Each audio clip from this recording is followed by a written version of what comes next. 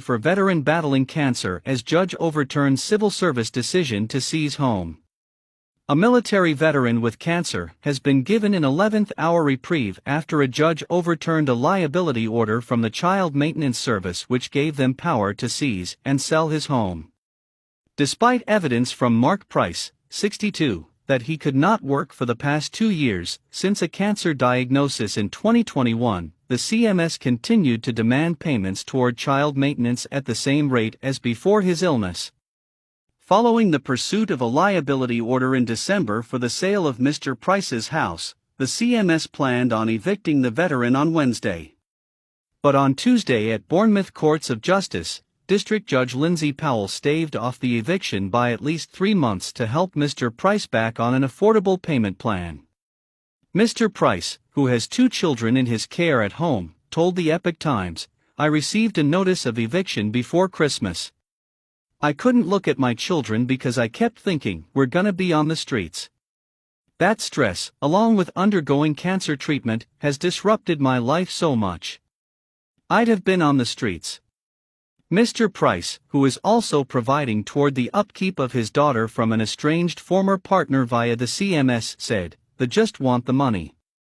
And 90% of the time, it's not even accurate.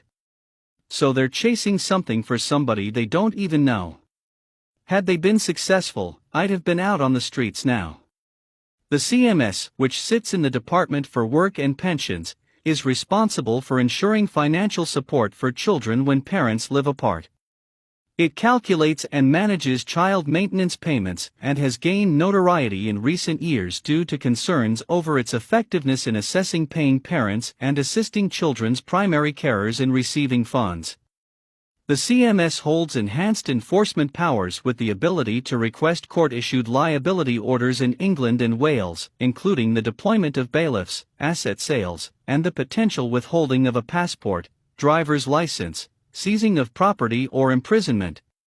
In Scotland, a sheriff can impose a payment charge or freeze assets. During the hearing on Tuesday, Judge Powell said Mr. Pryce, a carpenter by trade, had been brutally honest. The judge said if Mr. Pryce could, he would pay, adding, he did it for 2 years. According to the CMS's paperwork, Mr. Pryce was labeled as unreliable, but Judge Powell disagreed, asserting that the evidence presented did not support such a judgment. She also highlighted the fact that there was clear confusion over the sums owed, although it was not within that court's jurisdiction to scrutinize this.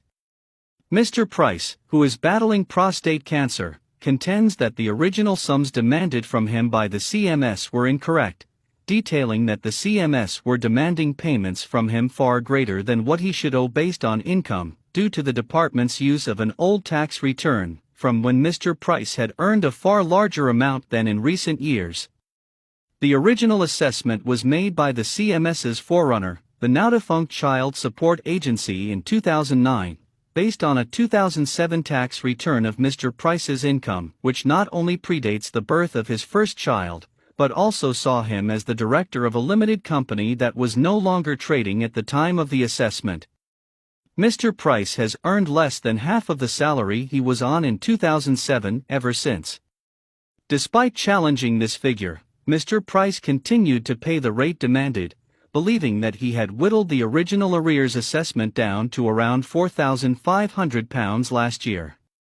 The CMS once again inflated this figure to around £9,000 by the time of the court hearing, also claiming that Mr. Pryce owed unsubstantiated interest, without explanation as to how this had accrued. The Epoch Times saw substantial evidence in the form of email exchanges and tax returns, showing that the CMS had appeared to not take into account Mr. Pryce's recent tax returns, or medical records, and instead based their current calculations off a historical, far higher level of income. Under the Child Maintenance Support Act 1991, Section 33, the power of making a calculation falls purely in the power of the CMS. The legislation states, the sheriff shall not question the maintenance calculation under which the payments of child support maintenance fell to be made.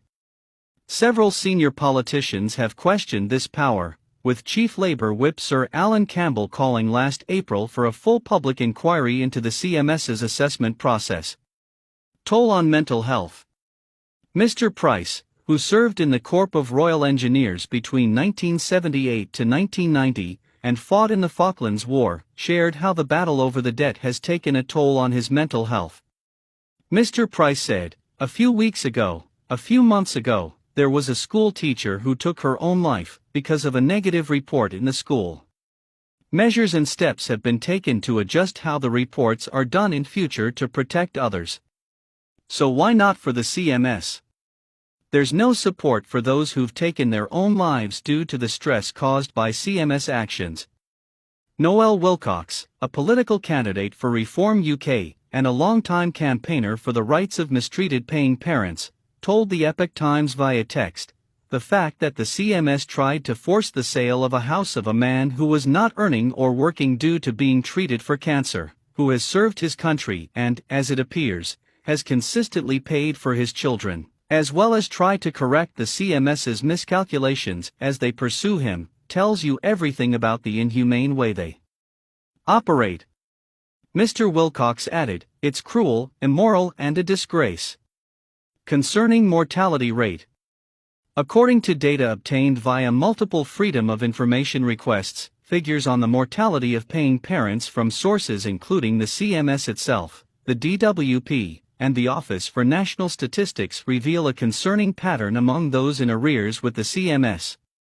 The data indicates that parents in arrears have a mortality rate a staggering 14.28 times higher than the national average, constituting a profoundly elevated risk of death among paying parents. This group constitutes a significant 65.1% of all deaths within this demographic, despite representing only 12.3% of the total population. An overwhelming 93.1% of deaths surpassing the national mortality rate among paying parents occurred in individuals who were in arrears in the month leading up to their passing. According to many paying parents whom the Epoch Times have spoken to, this data trend may well illustrate the severe mental impact of CMS arrears collection.